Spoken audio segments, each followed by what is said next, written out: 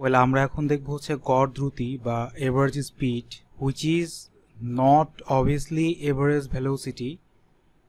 Velocity বা বেগের মানকে আমরা বলি হচ্ছে স্পিড, বাট এই ক্ষেত্রে কেন কি এভারেজ ভেলোসিটি বলা যাবে না, তার আলোচনায় আমরা কিছুক্ষণের মধ্যেই আসবো। বাট বিফোর দ্যাট, গড় দ্রুতি আমরা নির্ণয় করি হচ্ছে আমরা ইউজুয়ালি টোটাল অতিক্রান্ত দূরত্ব বা ডিস্টেন্সকে, নট ডিসপ্লেসমেন্ট, আবারও বললাম টোটাল অতিক্রান্ত দূরত্বকে আমরা টোটাল টাইম দিয়ে ডিভাইড করি। অলরাইট, সো এই ক্ষেত্রে আমাদের দুইটা কেস নিয়ে অ্যাকচুয়ালি চিন্তা করতে হয়। প্রথম কেসটা হচ্ছে কেস নাম্বার ওয়ান হচ্ছে যখন কোনো একটা পার্টিকেল ইকুয়াল ডিস্টেন্সে চলাচল করে। দ্যাট মিনস আমাদের ডিস্টেন্স যখন ইকুয়াল। সো ডিস্টেন্স ইকুয়াল এই কথার মানে কি? কথার মানে হতে পারে হচ্ছে এরকম, চিন্তা করা যাক যে কোনো একটা পার্টিকেল এ থেকে বি, তারপরে বি থেকে সিতে গেল, এবং এখানে এ বি সমান সমান হচ্ছে বিসি, অর্থাৎ এই পার্টিকেলের অতিক্রান্ত দূরত্ব সেম। আমি ধরলাম এই দূরত্বগুলো হচ্ছে এস। এখন দেখো এই এ বি দৈর্ঘ্য অতিক্রম করার সময় ধরা যাক এই পার্টিকেলটা T1 সময় ব্যয় করে এবং বিসি দৈর্ঘ্য অতিক্রম করার সময় পার্টিকেলটা T2 সময় ব্যয় করে, যার ফলে এই এ বি এবং বিসি অংশে এই বস্তুর দ্রুতি কিন্তু ভিন্ন ভিন্ন হবে, বিকজ এখানে টাইম লেগেছে কি ডিফারেন্ট। সো এই এবি অংশের জন্য বস্তুর দ্রুতি v1 সমান সমান লেখা যায় হচ্ছে s/t1, এবং এই বিসি অংশের জন্য বস্তুর দ্রুতি বা স্পিড v2 সমান সমান আমরা লিখতে পারি হচ্ছে s/t2। কাজেই এই ক্ষেত্রে বস্তুর গড় দ্রুতি সমান সমান হবে হচ্ছে তার টোটাল অতিক্রান্ত দূরত্ব which is s and s twice s by তার টোটাল গতিকাল t1 প্লাস t2।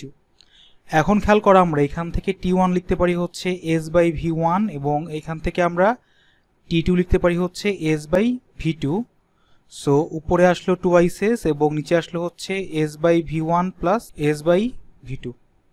সো আমরা পেলাম হচ্ছে v প্রাইম সমান সমান 2/1/v1 plus 1/v2, which is simply harmonic mean of v1 and v2। So what is harmonic মিন?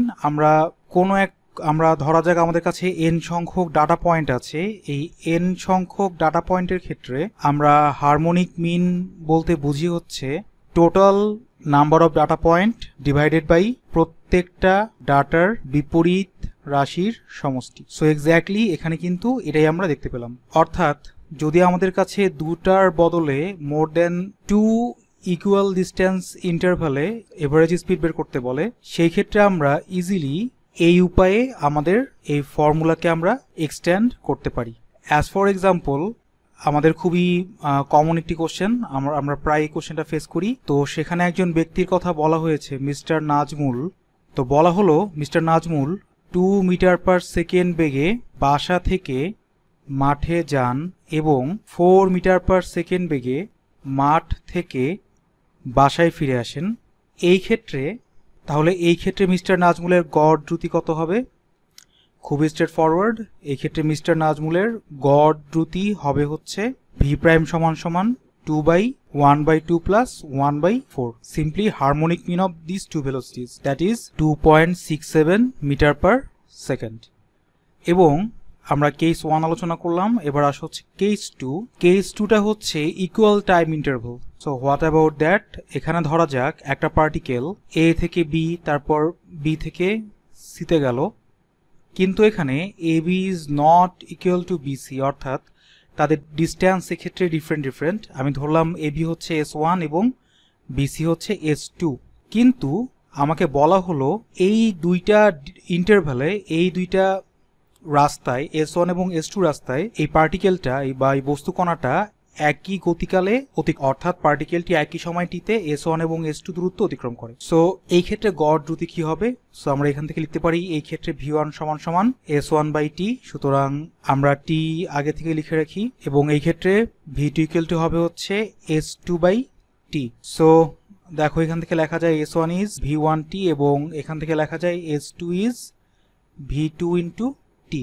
অর্থাৎ এই ক্ষেত্রে আমাদের এভারেজ স্পিড বা গড় দ্রুতি হবে হচ্ছে তার টোটাল অতিক্রান্ত দূরত্ব বাই টোটাল সময় 2t।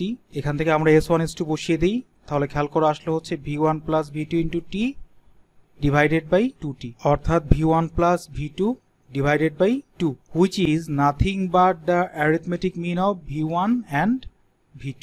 অ্যারিথমেটিক মিন মানে হচ্ছে গাণিতিক গড়, অর্থাৎ যদি আমাদের এরকম ইকুয়াল টাইম ইন্টারভালে এরকম যদি ডিফারেন্ট ডিস্টেন্স দিয়ে বলে যে এভারেজ স্পিড কত বা গড় দ্রুতি কত, সেই ক্ষেত্রে আমরা সিম্পলি ওই দ্রুতিগুলার এভারেজ বের করবো বা অ্যারিথমেটিক মিন বের করবো। সো কেন আমি বললাম যে average speed is not equal two average velocity, তো এই সমস্যাটা বোঝার জন্য আমরা একটা গাণিতিক সমস্যা দেখি।